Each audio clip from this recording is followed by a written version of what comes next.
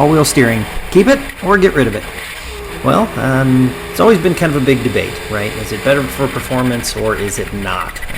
Well, I decided to really kind of take a chance, take my perfectly good working system that I've had for many years and have raced with, and quite literally delete it, get rid of that all-wheel steering. Did that and decided to take it out to the racetrack and pretty much see what was what. Now, a couple of things.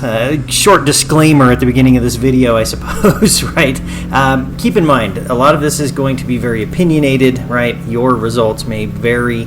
I don't know your driving style. I don't know what you prefer, if you like a car that's loose or a car that's tight, understeer, oversteer. I'm just going to do my best to give you my opinion and really what I've kind of discovered by deleting mine in my own car. So, for starters, the first thing that I've noticed since getting rid of the all-wheel steering is, quite honestly, just the way the car doesn't turn in like it used to. The all-wheel steering, being same phase in the car before, you jerk the wheel or initiate your turn in, and you would really bite and really dive towards the corner very, very quickly. Now, that was the big plus, and quite honestly, I have to say that was about the only plus from the all-wheel steering.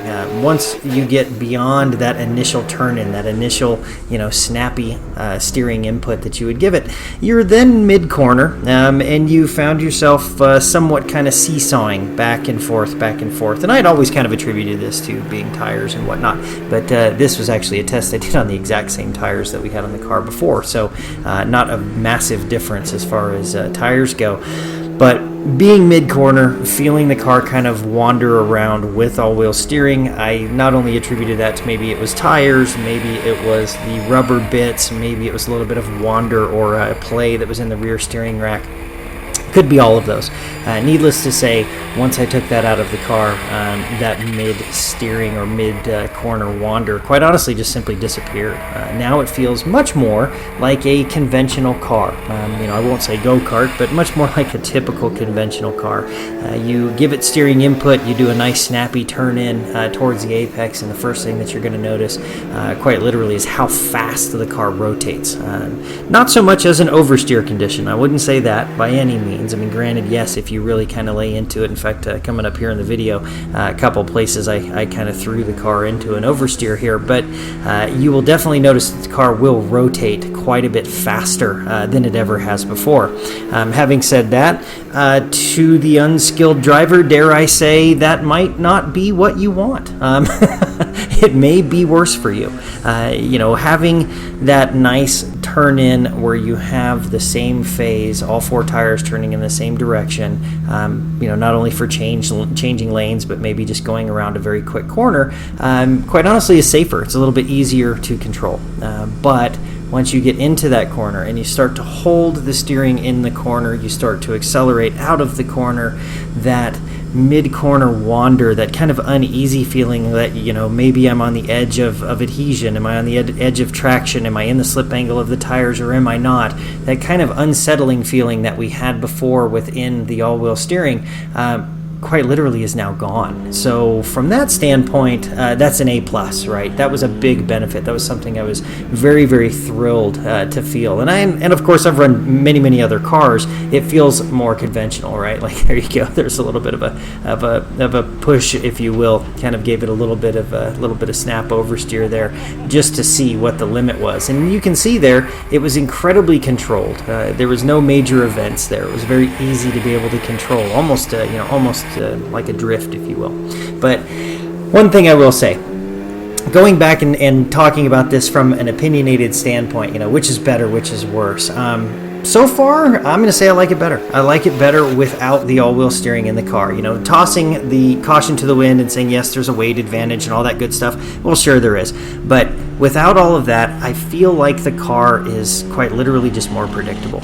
So, having said that, I sat there and I thought about it, and I was thinking about this at the track and really just kind of giving it a kind of a once-over. And I said, what's really going to be kind of the deciding factor here is the data. So, looking at some of this data, these are constant G numbers, guys. These are holding through the corner, okay? And you can tell by those color deviations there.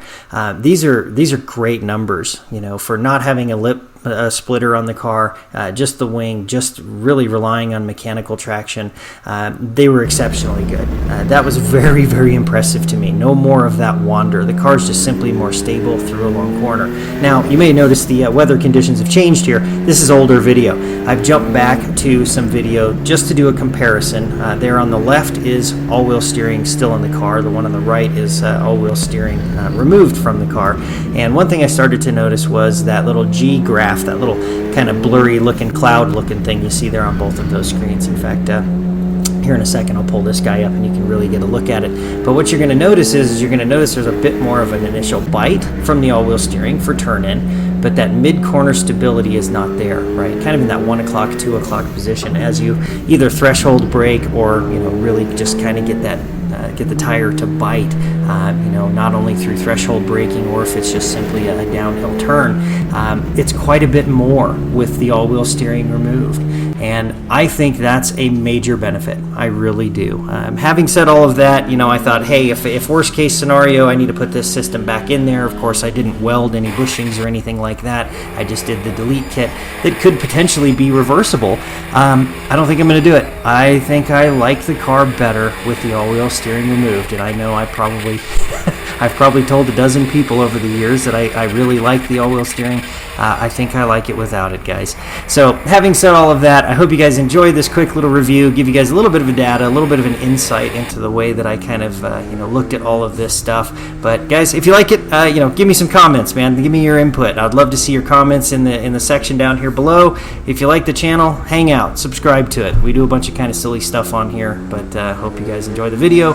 Thanks, guys. Thanks for watching. See you next time.